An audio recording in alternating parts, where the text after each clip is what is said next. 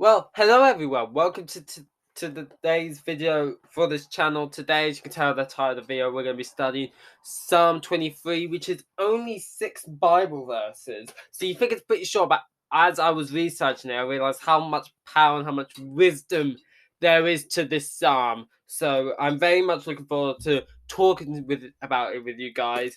Get this cheap plug stuff out of the way. Obviously, I'm on YouTube, so I would really appreciate the support. So if you do enjoy the video, if you could please like the video, subscribe to the channel, turn notifications on so you don't miss a video, share the video as well, those stuff. I'm not someone that feels comfortable asking for that on this kind of channel, but it's very important because I want to kind of get the message of God out and hear so other people can hear what I have to say about it. But yeah, let's get into this psalm. This is a psalm of David, so it was clearly written by David. And yeah, let's just get into it. Psalm 23. The Lord is my shepherd, I lack nothing. He makes me lie down in green pastures. He leads me beside quiet waters. He refreshes my soul. He guides me along the right paths. For his name's sake, even though I walk through the darkest valley, I will fear no evil.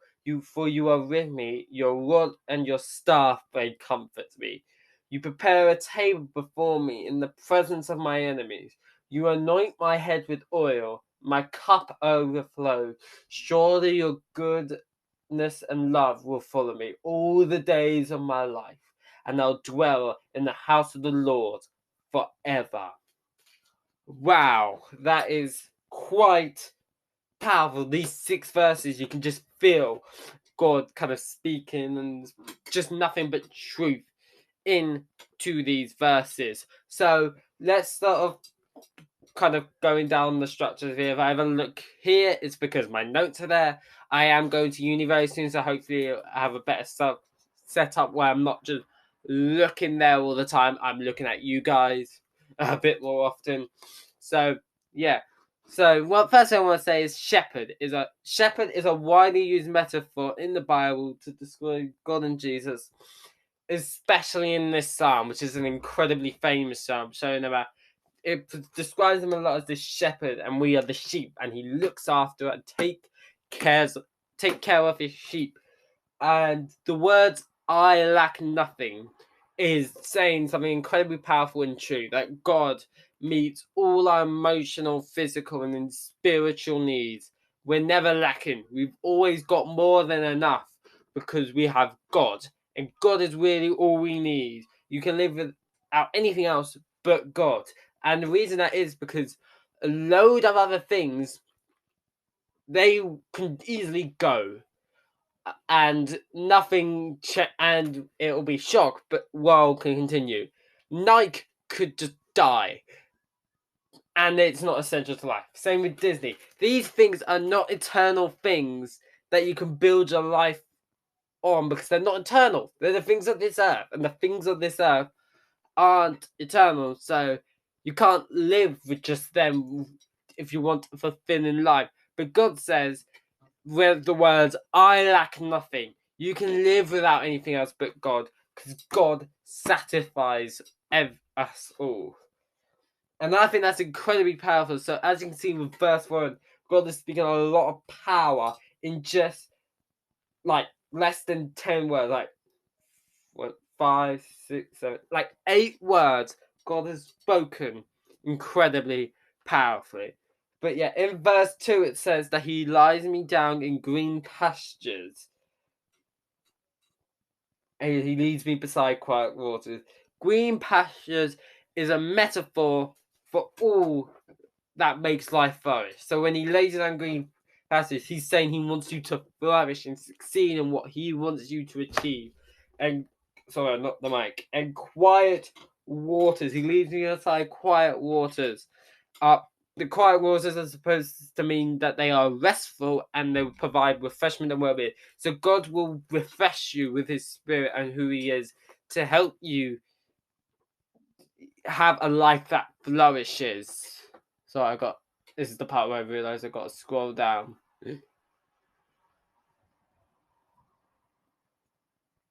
Sorry.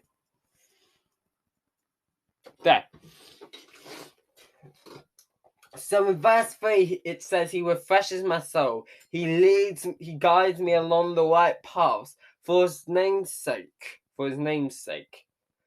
Like, so, refreshes means that he's going to revive. Refreshes my soul means that God revives us. He will revive us and refresh our spirit and fall on us anew and refresh us in our time of struggle when we're not fully into God or stuff has gotten in the way and we want to, but we're just not. God will provide refreshment, and then you'll be able to live your life as a believer of God. Sorry, I'm not right again. He guides me along the right paths. That is saying how the shepherd leads his sheep from the paths of safety that brings security and prosperity. So God's path of safety is going to bring security and prosperity. And it's not saying here that life is going to be easy as we go into the next verse. He's just saying God will be with you. And if you follow his path and guide him along the right path, the path of God, that he will bring you safety. God will be your safety, and he will bring you security and strength and protection, as well as prosperity to prosper in your life. And for his name's sake means that the prosperity of the Lord's servant brings honor to the Lord's name. For his name's sake. And for his name's sake, I'm doing this for God, which when we prosper as a believer, a strong believer, that brings honor to the Lord's name. So just by being incredible, well, not incredible because we mess up all the time, but by following God with all your heart, it brings honor to the Lord's name and just shows how shows that we can be an example of how great God is, because it says the prosperity for his name's sake means the prosperity of the Lord's servants, us, brings honor to the Lord's name. So it shows that just as believers, we can bring honor to the Lord's name as believers, which is incredible. Now, and in verse 4 now, it says, even though I walk through the darkest valley, I will fear no evil, for you are with me. Your rod and staff, they comfort me. So darkest veil is metaphor to describe circumstances of greatest peril. So it says, even in your worst times, I will fear no evil. I will not fear, for you are with me. That is incredibly powerful, say, because the way Bible presents courage is different to the worldly view of courage. Because courage, I'm not saying this world is necessarily bad, but it says like courage is being really scared but still doing it. And sometimes it feels like that, and sometimes that is courage. But God says, do not fear. Like, I will fear no evil. That God said, can be so secure in me and what I've told you and the safety I bring you. You don't need to fear and be afraid of your life. And of course, as humans, we still do this, but God says that we don't have to do it. We don't have to be afraid because God is with us. And it says, for you are with me, your rod and staff, they comfort me. The rod was an instrument of authority used by shepherds for courting, guarding, rescuing, and protecting sheep. So the rod was basically for courting, guarding, rescuing. It was an instrument used to keep the sheep safe as an shepherd. The shepherd used this to protect his sheep. So it is saying by using this that he will protect us because he's got his rod. And the staff is an instrument of support. So I think that what that's trying to say is that God will support us. So when it says your rod and staff, they comfort me, it's not only, it's saying that he will protect us, but also he will support us in our daily lives, which is incredibly powerful and just nice to hear that God would do that for us. and they comfort me. And comfort means reassure. That that your rod and staff, they reassure me that you are for me and that you are a great, awesome God. I keep knocking them out, but that you are a great, awesome God that nothing can compare to. Let's go to verse 25. So, verse 25, verse 5, sorry. And it says, you prepare a table before me in the presence of my enemies. You anoint my head with oil. My cup overflows. So, when it says prepare the table, this means that the shepherd king, God, who is the shepherd king, he is the shepherd, but also the king of kings, receives us at his table as our king and takes us under his protection. Like, he welcomes us. Into his table. He welcomes us to be with him, and that's what his protection. He welcomes us to it. He's not forcing us into it. He's a good God that will welcome us when we are ready to receive it, and which is incredibly great here. And when it says anoint my head with oil, that was at the time a customary of an honoured guest at a banquet. So if you were at the time an honoured guest, sorry, my phone went off, an honoured guest of a banquet, you clearly meant a lot. So you clearly meant a lot to God. So when it says, so that's saying we are an honoured guest of God. When we come to God and receive God, God is not like, finally. He is like welcoming us in and anointed our head with oil, showing how much of an honoured guest we are. It's a really great metaphor once you understand what it means of how great God is. So when it says my cup overflows, cup is used to describe the Lord's banquet. So the Lord's banquet and goodness and this incredible amount of food and just great stuff that he's offered us is overflowing us. It overflows. It is incredible and unbelievable that God would allow us to have it, and he overflows it on us. That is just incredibly humbling to know that when you don't deserve it, God has still welcomed you in, and that's incredible to see.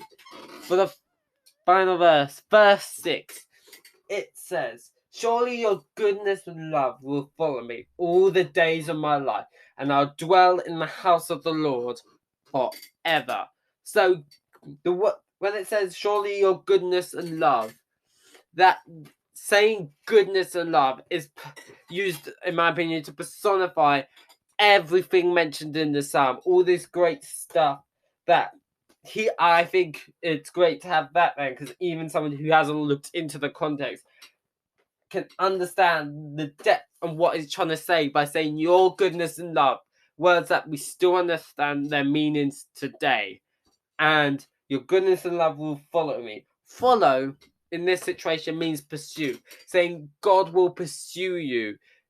God's goodness and his love will pursue us. It won't just follow us like behind us. When it says follow here, it means it will pursue us, and it's eager for us to achieve everything God wants for us. And when it says, and it says, so it's saying he's going to pursue us for all the days of our life, which is incredible. And it then says, and I will dwell in the house of the Lord forever. It basically means that God is welcoming us to be with God for an eternity, which is incredibly powerful, that this God has given us something we do not deserve. No one on the earth deserves. And he's given it to us if we choose to follow him. He's given us so much great stuff, and we get to be with him for eternity. That is such a strong, powerful way to end this incredible and incredibly famous psalm, and it is a well-known psalm for a reason. I just want to end now, after hearing this incredible piece of scripture and seeing how God can you in just 6 verses tells us so much about his love. I just want to end it off with a few New Testament verses that are kind of more about following more New Testament, and so it also involves the Jesus and the Christian life. Not that this incredible stuff still applies, but I found some other Bible verses, they just don't happen to be in the New Testament, that I feel like support this and what I'm trying to give out as a message. So the first one is 1 Peter chapter 2 verse 21. For this you have been called, because Christ also suffered for you, leaving you an example so that you might follow in his steps. So it starts off by saying that God has called you. He's called everyone to believe it. Whether everyone notices they've been called or answers the call, God has called you. And it's all because Christ suffered for you. That is why he's called, because Christ was able to suffer and die on the cross, the death we should have taken, leaving you as an example, so you might be able to follow in his steps. It's not saying you've got to give yourself up and die, because God has done that for us. We literally, we don't have to pay that penalty. God has paid it for us, so that you. But it leaves us an example of how to love and how to be kind to each other, and what that means as a believer of following God, and how to love one another. So might follow in his steps, saying, I did this to show you how you should live as a believer, which is incredibly powerful. That another way of how Jesus' sacrifice was so incredible. The last Bible verse I got was John chapter 8 verse 12, and it says, when Jesus spoke to the people, he said, I am the light of the world. Whoever follows me will never walk in the darkness, but will have the light of life. That is once again incredibly powerful. Jesus says, if you follow, I am the light of the world. I am what this world is. If you follow me, you will never walk in that. You will never be on the path of darkness, of telling. You will be on the path of light and the glory that God has for you on this life and your life in heaven. Those verses encapsulate so much more about what it means to follow God. So yeah, that is kind of everything I've kind of wanted to say. I've worked quite on this, and I realized so really quickly, because I realized God wanted me to do this, and I first thought 6 verses. Thanks God. It's not very. It's quite simple but important messaging, and then I started studying. It was like, wow, there was a lot to it, not more than I realized, and it spoke to me so much more than it had ever done before.